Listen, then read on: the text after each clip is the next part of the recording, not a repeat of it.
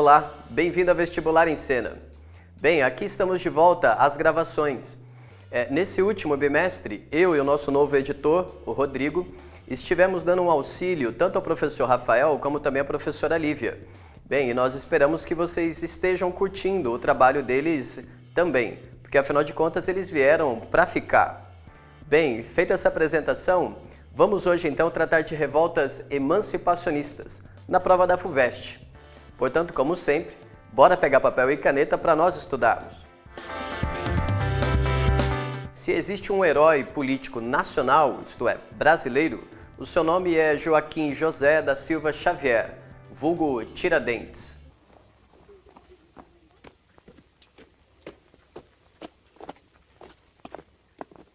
Os filhos dessa terra são tão estúpidos que eles próprios carregam o peso do que lhes roubam. O que é nosso vão levando, e o povo sempre pobre. Tão estúpidos, não lembram de expulsar esses governadores que de 3 em 3 anos vêm aqui com suas famílias, se enchem de ouro e voltam para Portugal. Pobre não deve sonhar. Se sonho de pobre é crime, quanto mais qualquer palavra. Se levas dinheiro ao Visconde, não sejas tolo. Quando eu voltar, não teremos que dar mais nada a ninguém. Eu vou ao Rio trabalhar para nós. Cuidado, hein? O Rio não é sertão. Nem o vice-rei é para graças. Eu vou fazer esse povo feliz. Silvério, eu também hei de ser muito feliz. Em maior ou menor grau, e independente do espectro político, a sua aura histórica envolve um certo silêncio e um certo consenso nacional. Bem, se a gente tomar como referência o filme realizado em 1972, no auge da ditadura, Os Inconfidentes, que nós estamos utilizando para seguir a aula, até passar pelo recém-lançado Joaquim, de Marcelo Gomes, e você vai chegar nos seus manuais didáticos de história, você vai notar que as imagens do martírio de Tiradentes são abundantes. E então vejamos o que a FUVEST tem a nos oferecer.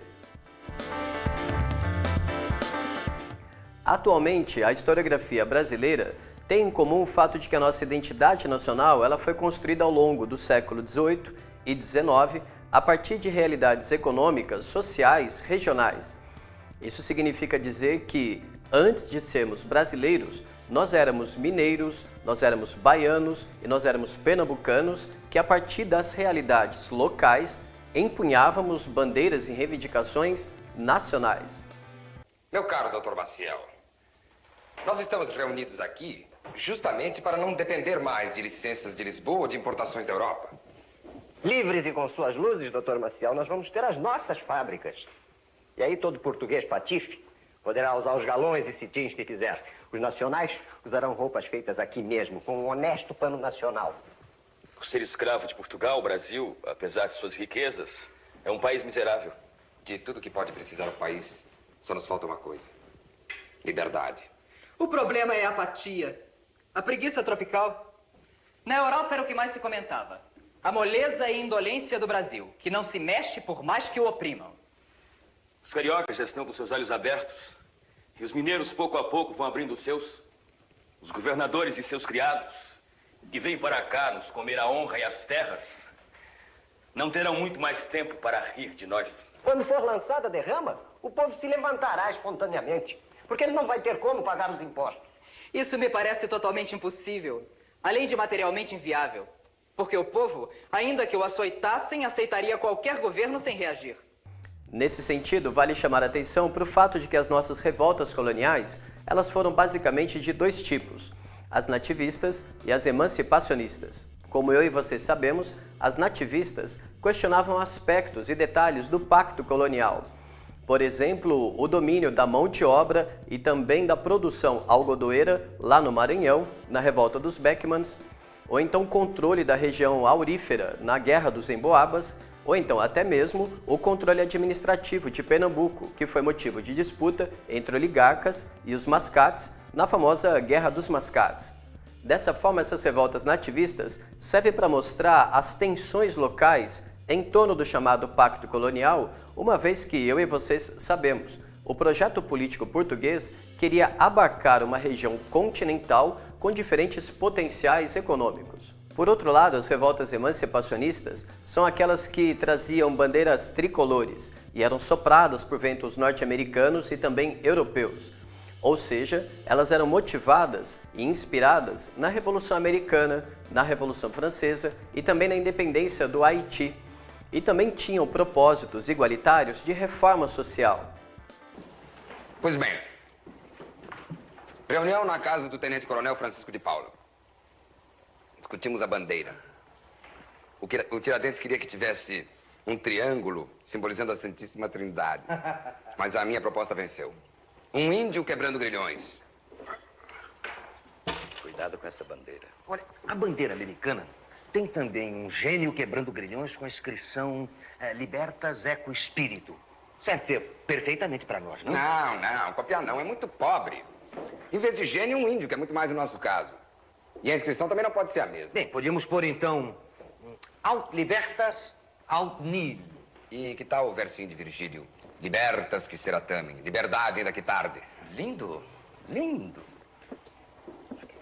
Por exemplo, em Confidência Mineira, como nós sabemos, alguns de seus participantes haviam se formado na Universidade de Coimbra e, portanto, estavam bastante afinados com os ideais liberais franceses de liberté, égalité e propriété. Bem, mas a história fez do pobre alferes Joaquim José da Silva Xavier o mártir da independência. Então vamos dar o pulo na questão 27 da FUVEST para poder saber um pouco mais a respeito do tema. Os ensaios sediciosos do final do século XVIII anunciam a erosão de um modo de vida. A crise geral do antigo regime desdobra-se nas áreas periféricas do sistema atlântico, pois é essa a posição da América Portuguesa, apontando para a emergência de novas alternativas de ordenamento da vida social. A respeito das rebeliões contra o poder colonial português na América, no período mencionado no texto, é correto afirmar que... Bem, vocês devem ter notado que o enunciado faz questão de colocar em polos opostos os sediciosos, isto é, os revoltosos, os amotinados e o antigo regime. Portanto, nós temos que levar em consideração as semelhanças entre as revoltas que colocaram em xeque o pacto colonial. Dessa maneira, a letra A não responde à questão, porque a abolição era uma divergência entre os revoltosos mineiros, porém estava na pauta dos baianos de 1798, mas nada de se meter com a abolição do tráfico negreiro, certo? A letra B também não responde à questão, porque ela vai se referir à revolta dos Beckmans, da qual nós já falamos aqui no comecinho da aula. A letra C, ela também se refere a uma outra revolta nativista, a Guerra dos Mascates. A letra D também não responde à questão, porque ela também vai tratar de uma revolta nativista, local. A letra E, sim, está correta, porque ela vai indicar uma semelhança entre as revoltas emancipacionistas, que, mais uma vez, para reforçar, colocava em xeque o domínio português sobre a colônia. Para a gente encerrar, como sempre, fica aqui uma importante sugestão. O grande historiador José Murilo de Carvalho, cujo livro A Formação das Almas vai te oferecer um passeio ali da transição da monarquia para a república para te apresentar a construção de símbolos e mitos nacionais. Nessa entrevista, você vai ver como o historiador demonstra que a construção de um Tiradentes como um Cristo brasileiro foi fundamental para a república criar um mito, um herói nacional, para superar os pavilhões imperiais na construção da identidade brasileira. E de certa forma não deixa de ser curioso que ao longo desses quase 130 anos de república, esse mineiro ainda siga como um mito, um elemento capaz de conciliação nacional, capaz de aglutinar um imaginário que, convenhamos, na realidade concreta, econômica, histórica mesmo, é bastante múltiplo, bastante fragmentado, muitas vezes regionalista e feito de interesses e jogos de poder. Os republicanos já utilizavam a figura de Tiradentes baseada na ideia de que a Inconfidência Mineira queria fazer uma república.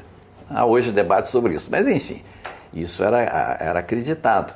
E houve então já havia antes da proclamação uma batalha em torno da imagem de Tiradentes, que a monarquia ficava meio sem jeito de promover Tiradentes, porque, bom, Dona Maria I tinha condenado à morte. Ele foi apresentado pelos republicanos como um líder republicano. Um historiador da época foi consultar os autos da devassa. Então ele viu nos autos da devassa que depois de preso, Tiradentes se transformou numa pessoa muito religiosa realmente, né? Ele beijou os pés do carrasco, ele foi para a forca com o crucifixo, né? Conversando com o crucifixo. Então esse autor, sabendo que os republicanos estavam querendo promover Tiradentes, falou: olha, mas ele se transformou num beato na prisão. Ele não era mais um líder cívico, não era um Frei Caneca que foi fuzilado. Foi fuzilado por causa de seu envolvimento. Em outras palavras, a questão lançada é que esse mito ainda diz muito a respeito das contradições entre a mítica cordialidade do povo brasileiro e a realidade concreta e às vezes violenta da sociedade brasileira.